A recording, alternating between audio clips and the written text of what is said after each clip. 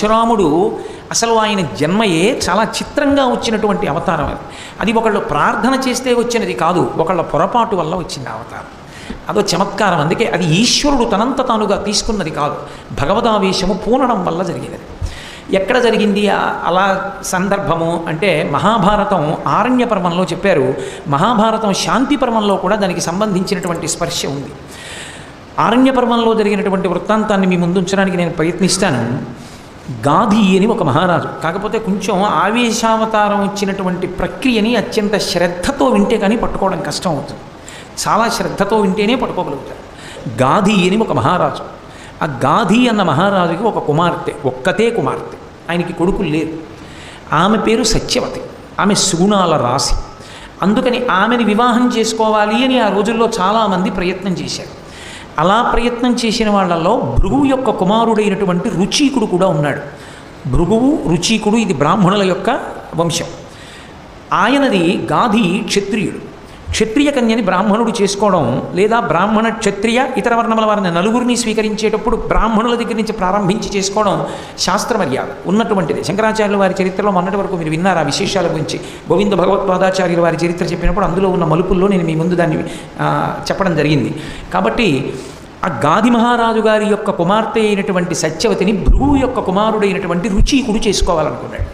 రుచీకుడు వెళ్ళి గాధిని అడిగాడు, నీ కుమార్తెని నేను వివాహం చేసుకుంటాను అని అడిగాడు. అడిగితే గాధి అన్నాడు, మాకు వంశంలో ఒక ఆచారం ఉంది, మేము ఆడపిల్లని ఎవరికైనా ఇవ్వాలి అంటే కన్యాశుల్కం చెల్లించాలి. ఏమిటి ఆ కన్యాశుల్కం అంటే ధనం కాదు, ఒళ్ళంతా చంద్రకాంతి ఎలా ఉంటుందో అటువంటి తెల్లగా ఉన్నటువంటి 1000 గుర్రములను, ఒక్క చెవి మాత్రమే నల్లకలువ ఎలా ఉంటుందో అటువంటి కాంతితో నల్లగా ఉండాలి. ఒక చెవి, 2 చెవులు కాదు, ఒక్క చెవి నల్లకలువ వంటి కాంతితో తెల్ల చుక్క లేకుండా నల్లగా ఉండాలి.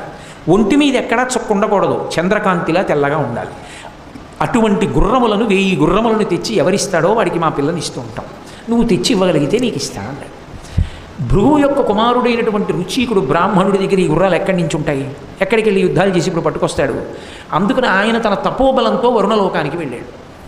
ఆ వరుణుడు ఈ రుచీకుడు కలుసుకున్నారు. రుచీకుడు తన తపశ్శక్తితో వరుణుడి దగ్గరికి వెళ్ళాడు. వెళ్ళి ఆ వరుణుడిని అడిగాడు, అయ్యా నేను పెళ్లి చేసుకుందాం అనుకుంటున్నాను, నాకు ఇవ్వవలసింది. అదేమిటంటే అలా ఇస్తారా, అలా పెళ్లి చేసుకుంటానని అడగచ్చా, మళ్ళీ అదో ధర్మం. పెళ్లి చేసుకుంటానని అడిగినా, నా విద్య పూర్తయింది, గురువుగారికి నేను కట్నం ఇవ్వాలని అడిగినా, ఇవ్వవలసినటువంటి కర్తవ్యం ఎవరిది అంటే రాజ్యాన్ని పరిపాలించే రాజుది. మరి రాజ్యాన్ని పరిపాలించే రాజు వరుణుడు కాదు కానీ మీరు అడగచ్చు, ఆయన దిక్పాలకుడు, ఒక దిక్కుకు పరిపాలకుడు, పశ్చిమ దిక్కుకు ఆయనే అధిపతి. పైగా ఆయనకు లక్షణం ఉంది, పుత్రపౌత్రాభివృద్ధికి ఆయనే కారకుడు. అందుకే ఏదైనా క్రతువు చేసిన తర్వాత ఆశీర్వచనం చేస్తే పశ్చిమ దిగ్భాగే వరుణో దేవత వరుణ ప్రసాదాత్ పుత్రపౌత్రాభివర్ధనమశ్నుతే అంటారు. పశ్చిమ దిక్కుకు అధిపతి అయినటువంటి వరుణుని యొక్క అనుగ్రహం చేత నువ్వు పుత్రపౌత్రాదులను పొందెదవుగాక అంటారు. వంశాభివృద్ధికి కారకుడైన. అందుకే వరుణుడు బాధపడితే ఇంట్లో పిల్లలు పుట్టడంలో ఇబ్బందులు వస్తాయి. వరుణుడు బాధపడ్డం అంటే మీరు ఒక మాట గుర్తుపెట్టుకోవాలి, వరుణుడు అంటే పైనుంచి పడే వర్షం కాదు, జలాధిదేవత. అందుకే మా చిన్నతనంలో మాకు తెలిసేది కాదు, ఎందుకురా ఇలా అంటారనుకునేవాళ్ళం. నూతిలో చేద వేసి ఖాళీ చేదని ఎత్తి ఇలా ఇలా కుడితే దెబ్బలాడేది మా అమ్మ. తప్పు రాలా, చప్పుడు రాకూడదనేది, నిశ్శబ్దంగా ముంచాలి, నీటి మీద కొట్టకండి అనేది. అలాగే ఒంటి మీద బట్ట లేకుండా స్నానం చేయడం, ఇవన్నీ వరుణుడి పట్ల చేసేటటువంటి అపచారాలు. ఈ అపచారములు కట్టి కుడుపుతాయి. కాత్యాయని వ్రతంలో భాగవతంలో ఆ దోషం చేయడం వల్లే కృష్ణ పరమాత్మ అనుగ్రహం గోపకాంతలకి కలగలేదు. కాత్యాయనీదేవి కళ్ళచేయుటే కాక ఈ రీతి నోచువారు ఇందుకలరు, వ్రతఫలంబు మీరు వలచిన చక్కగా ఇంతులెల్ల చేతులెత్తి మృక్కి చేరి పుచ్చుకొనుడు చీరలు అని కృష్ణ పరమాత్మ వాళ్ళతో అంటాడు. తప్పు చేశారు, బట్టలు లేకుండా స్నానం చేశారు, వరుణుడి పట్ల అపచారం జరిగింది, ప్రాయశ్చిత్తం చేతులెత్తి నమస్కరించండి, బట్టలు ఇస్తానంటాడు. కాబట్టి వరుణుడి పట్ల అపచారం చేయకూడదు. ఆ వరుణుడు దిక్పాలకుడు, ఆయన ఏదైనా ఇస్తాడు ప్రభువు కనుక. ఆ వరుణుణ్ణి అపేక్షించాడు రుచీకుడు. మళ్ళీ మీరు జ్ఞాపకం పెట్టుకుంటూ ఉండాలి, గాది కుమార్తె అయిన సత్యవతిని చేసుకోవాలనుకున్న భృగువు యొక్క కుమారుడైన రుచీకుడు వరుణుడి దగ్గరికి వెళ్ళాడు. ఎందుకంటే నేను మధ్య మధ్యలో పెత్తనానికి వెళ్ళిపోతుంటాను, ఆ పక్కకి ఈ పక్కకి, మళ్ళీ మధ్యలోకి వస్తుంటాను. ఆ వరుణుడి దగ్గరికి వెళితే వరుణుడు సంతోషించి నీ వంటి బ్రాహ్మణుడు వివాహం చేసుకుంటానని నా దగ్గరికి వస్తే ఇవ్వడం నా ధర్మం, కాబట్టి 1000 గుర్రాలు ఇస్తాను తీసుకెళ్ళి. కానీ ఇప్పుడు 1000 గుర్రాలు వరుణలోకం నుంచి ఇక్కడికి ఎలా వస్తాయి? ఆయన అన్నాడు, చూడండి మనం అంటుంటాం ఇవన్నీ ఎక్కడ పట్టుకెడతారు కానీ రైల్లో మీరు వెళ్ళిపోండి, నేను కొరియర్లో పంపించేస్తాను అంటుంటాను చూడండి, లేకపోతే లారీలో పంపించేస్తాను అంటాం. అలా ఆయన అన్నాడు, నా సంకల్ప శక్తి చేత వరుణుడికి ఉన్న అధికారం దేని మీద, జలముల మీద, నేను జలముల ద్వారా పంపించేస్తాను. ఇవి జలంలో వచ్చేస్తాయి. ఎక్కడికి వస్తాయి? గాధి పరిపాలిస్తున్న ప్రదేశం కన్యాకుబ్జం. కన్యాకుబ్జం దగ్గర గంగానది ప్రవహిస్తోంది. నువ్వు వెళ్ళి గంగానది ఒడ్డున నిలబడి స్నానం చేసి నమస్కారం చేయి. ఆ గంగలోంచి 1000 గుర్రాలు బయటకు వస్తాయి. పట్టుకెళ్ళి గాధి మహారాజుకి ఇచ్చేయాలి. ఇప్పటికీ అందుకే కన్యాకుబ్జంలో గంగానదిలో అశ్వతీర్థము అని తీర్థం, అక్కడి నుంచే 1000 గుర్రాలు పైకి వచ్చాయి. అది పురాణం, అబద్ధమేం కాదు, యథార్థంగా జరిగిన విశేషాలే అవన్నీ. కాబట్టి ఈ రుచీకుడు గంగానది కన్యాకుబ్జంలో అశ్వతీర్థంలో స్నానం చేశాడు. 1000 గుర్రాలు పైకి వచ్చాయి. ఇప్పుడు ఈ 1000 గుర్రాలని పట్టుకెళ్ళి గాది మహారాజుకి ఇచ్చాడు. ఇస్తే గాది మహారాజు తన కుమార్తె అయిన సత్యవతీదేవిని రుచీకునికిచ్చి వివాహం చేశాడు. ఈ రుచీకుడు ఈ సత్యవతీదేవిని తీసుకుని గృహస్థాశ్రమంలోకి ప్రవేశించాడు. మళ్ళీ ఇక్కడ ఒక విచిత్రం జరిగింది. ఒకానొకప్పుడు శివకేశవులు ఇద్దరికీ 2 ధనస్సులు ఇచ్చారు. సంతోషం పుట్టింది. అద్భుతమైన ధనస్సులు నిర్మాణం చేసి ఇద్దరికీ చెరుకో ధనస్సు ఇచ్చారు. పరమేశ్వరుడు భవిష్యత్తు తెలుసుకోగలడు. పరమశివుడు తన దగ్గర ఉన్న ధనస్సుని తీసుకెళ్లి జనక మహారాజు గారి వంశంలో పుట్టిన వాళ్ళ దగ్గర పెట్టాడు. శ్రీ మహావిష్ణువు తన ధనస్సు తీసుకెళ్లి రుచీకుడికి ఇచ్చాడు. రుచీకుడి దగ్గర విష్ణు ధనస్సు. విష్ణు ధనస్సును ఎవరు ఎక్కువ పెట్టలేరు. న్యాసం అంటారు. అంటే అదో గౌరవం, అదో గౌరవంగా ఇంట్లో ఉంచుకుంటారు. ఈయన కూడా ఆ విష్ణు ధనస్సుని న్యాసంగా ఇంట్లో ఉంచుకున్నాడు. జనకులు ఎలా శివధనస్సుని న్యాసంగా ఉంచారో వీళ్ళు విష్ణు ధనస్సుని ఉంచారు. ఈ శివధనస్సుకి విష్ణు ధనస్సుకి ఓ పెద్ద కథ ఉంది. మళ్ళీ అది నడవడం కోసం వచ్చింది. ఇదంతా అమాయకంగా ఏదో పట్టుకెళ్ళి వస్తువు ఇచ్చినట్టు ఇవ్వడు పరమేశ్వరుడు. అది ఎక్కడొచ్చిందో పరశురామ వృత్తాంతంలోనే మళ్ళీ మీకు ఒక చోట కలిపి చెప్తాను. కాబట్టి ఈ 2 ధనస్సుల్ని 2 ధనస్సులు చెరొకరి దగ్గర ఉన్నాయి. రుచీకుడి దగ్గర విష్ణు ధనస్సు ఉంది, జనకుల దగ్గర శివధనస్సు ఉంది. ఈ రుచీకుడు సత్యవతీదేవితో సంతోషంగా గృహస్థాశ్రమంలో ఉన్నాడు. అలా ఉన్న కాలంలో ఒక రోజున భృగువు కొడుకు ఇంటికి వచ్చాడు. రుచీకుడు భృగువు కొడుకు కదూ. వస్తే కోడలు చాలా సంతోషంగా పరిచర్య చేసింది మామగారికి. మామగారంటే కోడలకి పెద్ద ఆస్తి. అసలు పెళ్లిలో ఒక మాట అడుగుతాడు భర్త. ఏమడుగుతాడంటే, నువ్వు నా ఎదురుగుండా గుండెలు బాదుకుని ఏడవవలసిన రోజు నేను చూడకుందునుగాక అని అడుగుతాడు. అసలు ఆమె గుండెలు బాదుకుని ఏడవడం నేను చూడకూడదు, దేవతలారా అనుగ్రహించండి అని అడుగుతాడు. తలంబ్రాలు పోసేటప్పుడు, అగ్నికార్యం చేసేటప్పుడు అడుగుతాడు. ఎందుకంటే ఇంటి ఇల్లాలు గుండెలు బాదుకుని ఏడిచింది అంటే నేను ఇంత పవిత్ర వేదిక మించి చెప్పక్కర్లేదు, అది ఏ సందర్భం, నువ్వు అలా ఏడవకూడదు అని చెప్తాడు. అయినా ఒక్క సందర్భంలో మాత్రం ఇంటి ఇల్లాలు అలా ఏడుస్తుంది అన్నాడు. ఎప్పుడు ఏడుస్తుంది అని అడిగారు. మామగారు వెళ్ళిపోతే. ఎందుకని అన్నారు. ఆడదానికి మామగారి కన్నా గొప్ప ఆదుకునే వ్యక్తి ఇంకొకడు లేడు అన్నాడు. అందుకే ఒక ఆడదాని సంస్కారం ఎక్కడ తెలుస్తుంది అని అడిగారు. పరిచయం లేనప్పుడు అమ్మా ఎవరు మీరు అంటే నేను ఫలానా వారి కోడలనండి అని చెప్పిన కోడలు ఎవరో ఆమె ఉత్తమురాలు. ఆ వంశం తరిస్తుంది అటువంటి కోడలి చేత. అందుకే సుందరకాండలో సీతమ్మని ఎవరమ్మా నువ్వు అని స్వామి హనుమ అడిగితే నేను సీతమ్మని అని కానీ రాముడి భార్యని కానీ జనకుడి కూతురుని కానీ ముందు చెప్పదు. స్నుషా దశరథస్యాహం శత్రుసైన్య ప్రతాపిన అంటుంది. నేను దశరథుడి కోడల్ని అంటుంది. ఒక ఆడది ఏం చెప్పాలంటే మామగారి పేరు చెప్పాలి. మామగారి పేరు చెప్పి వారి కోడల్ని ఏం చెప్పాలి.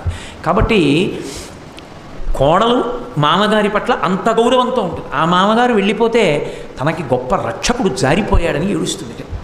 అటువంటి మామగారు భృగువు ఇంటికి వచ్చినప్పుడు మరి సత్యవతీదేవి ఎంత సంతోషిస్తుంది. అంతటి మహాత్ముడు, అంతటి తపస్వి ఆయనకి పరిచర్య చేసింది. సంతోషించాడు భృగువు. అమ్మ నీకేం కావాలమ్మా అని అడిగాడు. అయితే మామయ్య గారు మీరు తపోదక్షులు, మీరు వరం ఇవ్వగలరు. నేను మిమ్మల్ని ఒక వరం అడుగుతున్నాను. నాకు కొడుకు కావాలి, మా నాన్నగారికి కొడుకు కావాలి. ఎందుకు అది ఆడపిల్ల గొప్పతనం ఎక్కడుందంటే ఆడపిల్ల కేవలం మెట్టినింటి వారినే కాదు పుట్టినింటి వారిని కూడా తరింపచేస్తుంది. మగపిల్లవాడు అలా తరింప చెయ్యలేడు. అత్తవారిని తరింప చేయడం మగవాడికి శాస్త్రంలో సాధ్యమయ్యే విషయం కాదు. మగవాడు ఒక్క తన వంశం వాళ్ళని తరింపచేస్తాడు. ఆడపిల్ల ఉత్తమమైనటువంటి నడవడి చేత 2 వైపుల వాళ్ళని తరింపచేస్తుంది. అందుకే ఆడపిల్లని కన్యాదానం చేసేటప్పుడు తండ్రి చతుర్థీ విభక్తి వెయ్యడు. చతుర్థీ విభక్తి వేస్తే ఇక నాది కాదు అని, ఇదం నమమ అన్నాను అనుకోండి, ఇక నాది కాదు. పొరపాటున బ్రహ్మస్థానంలో ఉన్నవాడు తెలియక చతుర్థీ విభక్తి వేసి మంత్రం చెప్తే కన్యాదాత చెప్పాలి, అయ్యో అలా చెప్పకండి అయ్యా నేను చతుర్థీ విభక్తి వేయట్లేదని చెప్పాలి. ఇదం నమమ అని దానం చేయరు. ఆమె తన కుమార్తెగానే ఉంటుంది. మరి ఎందుకు ఇస్తున్నాడు? ధర్మేచ అర్ధేచ కామేచ నాతిచరామి. ఆమెని ధర్మానికి ఉపకరణంగా వరుడికి ఇస్తున్నాడు. అందుకుని ఇంటి పేరు మార్చుకుని వెడుతోంది. అందుకే ఆడపిల్లని ఎప్పుడైనా మళ్ళీ తిరిగి ఇంటికి కొన్నాళ్ళు తెచ్చుకోవడానికి తండ్రికి అధికారం ఉంది. అందుకే పిలుపు అవసరం లేనిది ఎవరికి అంటే కూతురుకి అల్లుడికి. యథార్థంగా చెప్పాలంటే కూతుర్ని అల్లుడిని ఇంటికి పిలవక్కర్లేదు. మా అబ్బాయి పెళ్ళవుతుంటే మా అమ్మాయిని అల్లుడిని పిలవాలని శాస్త్రం ఏం లేదు. కానీ ఒక్కందుకు పిలుస్తారు. మా అమ్మాయి సంతోషం చూస్తున్నవాడు కదా, అంతకన్నా నాకు బంధువు ఎవడు ఉంటాడు. అందుకని సంతోషంగా అల్లుడిని సాదరంగా ఆహ్వానిస్తారు. అసలు మర్యాద అన్నది అల్లుడికి చేయడం బట్టే ఇంటి గౌరవం తెలుస్తుంది. అందుకే ఇంట్లో పులుసు వండితే అల్లుడు వచ్చాడని గుర్తు. అల్లుడు వస్తే పులుసు వండకుండా అన్నం పెట్టకూడదు, అది కనీస మర్యాద అని. అన్ని సత్కారాలు చేయకపోయినా అన్ని సత్కారాలు చేశారని ధర్మశాస్త్రంలో ఎప్పుడు వేస్తారంటే పులుసు అన్నం పెడితే, సాంబార్ అన్నం పెడితే కాదు, పులుసు అన్నం. అందుకే ఎప్పుడైనా ఓ మంగళకార్యం జరిగింది అంటే ఏం పెట్టాలి అంటే 4 రకాల కాయగూరల ముక్కలు వేసిన పులుసు అన్నంలో ఉండాలి. అది లేదు అంటే ఆ ఇంటి యజమానికి ధర్మం తెలియదు అని గుర్తు. సరే, ఇప్పుడు పులుసు గురించి నాకెందుకు కానీ పరశురాముడి గురించి చెప్తూ అల్లుడిని అందుకు మర్యాద చేస్తారు. కాబట్టి ఆ కూతురు అల్లుడి పట్ల అంత మర్యాదతో కన్యాదాత కూడా ఉంటాడు. ఆ భృగు ఇంటికి వచ్చినప్పుడు సత్యవతీదేవి చేసినటువంటి పరిచర్యకి సంతోషించి అడిగితే ఆమె కేవలం తనకే కొడుకు కావాలని అడగలేదు, తన తండ్రి అయినటువంటి గాది మహారాజు గారికి కూడా కుమారుడు కావాలని అడిగింది. ఎందుకని? తను ఒక్కతే తరించడం కాదు, తన తండ్రికి కొడుకు లేడు, తాను ఒక్కతే కూతురు, తనని కన్యాదానం చేసేసాడు, కొడుకులు పుట్టాలని తీర్థయాత్ర చేస్తున్నాడు, మా నాన్నగారికి కూడా కొడుకు కావాలి అని. వెంటనే భృగువు గొప్ప తపశ్శక్తి సంపన్నుడు. ఆయన 2 చెరువులు ఏర్పాటు చేశాడు. చెరువులు అంటే ఏదో నీళ్లు తవ్విన చెరువులు అనుకోకండి, హవిష్యపాత్ర అంటారు. హవిష్యపాత్ర అంటే హోమం చేసేటప్పుడు వండినటువంటి హవిష్యాన్నం. ఆ హవిష్యాన్నాన్ని కొద్దిగా 2 పాత్రలలో పెట్టి తన మంత్రశక్తి చేత అభిమంత్రించాడు వాటిని. వాటిలోకి ఆ శక్తి ప్రవేశిస్తుంది. అమ్మ, మీ అమ్మ తిరిగి వస్తోంది తీర్థయాత్ర నుంచి, నిన్ను చూడడానికి ఇక్కడికి వస్తుంది, ఒక పని చెయ్యి, ఈ పాత్ర నువ్వు తిను, ఈ పాత్ర మీ అమ్మ తినాలి. ఎందుకని? ఎందుకు అంత జాగ్రత్త చెప్పాడు అంటే, ఇద్దరూ ఒక రకమైనటువంటి కర్తవ్యతానిష్ట ఉన్న కుటుంబాలు కావు. గాది క్షత్రియుడు, సత్యవతి గాది కుమార్తె అయినా తన కుమారుడైనటువంటి రుచీకుడికి భార్య అయింది. అందుకని బ్రాహ్మణి. బ్రాహ్మణి అంటే బ్రాహ్మణుని భార్య. బ్రాహ్మణుని భార్య ఎటువంటి కొడుకుని కనాలి? బ్రాహ్మణుణ్ణి కనాలి. ఆ ఇంట్లో పుట్టినవాడు కూడా వేదాంగములు చదువుకొని శాస్త్రం చదువుకుని చక్కగా ధర్మానుష్ఠాన తత్పరుడైన వాడు పుట్టాలి. అంతేగాని గుర్రం ఎక్కి యుద్ధాలు చేసేవాడు ఎందుకు బ్రాహ్మణుడు కుటుంబంలో? అందుకనమ్మా, నీకు బ్రాహ్మణుడు పుట్టాలి, నీ తండ్రికి బ్రాహ్మణుడు పుట్టి వేదం చదువుకుని జపం చేసుకుంటూ కూర్చుంటే రాజ్యం చేసేవాడు ఎవడు? అందుకని మంచి క్షాత్రం ఉన్నవాడు పుట్టాలి. అందుకని పరాకుసుమ, ఒకరి పదార్థం ఒకరు తినకండి, ఎవరి పదార్థం వాళ్ళే తినాలి. ఈ పాత్ర నీకు, ఈ పాత్ర మీ అమ్మకి. ఈ పాత్రలో ఉన్న పదార్థములను తిని గర్భదోష నివారణము అంటారు. ఈ పదార్థము బిడ్డగా తయారయ్యి దీని అనుగ్రహము చేత పిండం ఏర్పడేటప్పుడు ఆ పిండము ఏర్పడడానికి, పాపము నివారింపబడడానికి 2 చెట్లు చెప్పాడు. నువ్వు మేడి చెట్టుని కౌగిలించుకో, మీ అమ్మ అశ్వత్థ వృక్షాన్ని కౌగిలించుకోవాలి, రావి చెట్టుని కౌగిలించుకోవాలి. ఈ పదార్థాన్ని తినండి, ఇద్దరూ గర్భవతులవుతారు. సరేనండి. పాపం భృగు మహర్షి అనుగ్రహించాడన్న సంతోషంలో మామగారితో మాట్లాడడంలో ఏ ఆనందంలో ఇందో మర్చిపోయి, ఎవరు ఏది తినాలి, ఎవరు ఏ చెట్టుని కౌగిలించుకోవాలి పొరపాటు పడి